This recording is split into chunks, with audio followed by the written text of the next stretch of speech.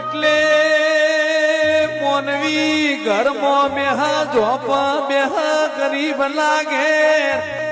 અવસર આવા એટલે મોનવી ખાલી મોઢું દેખાડવા આવ્યા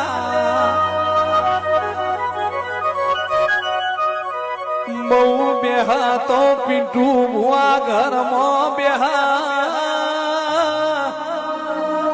પણ ગરીબ ના ઘેર મેમોન ગતિ મેમોન આવાય ઘરમાં બેહા પણ ગરીબ ની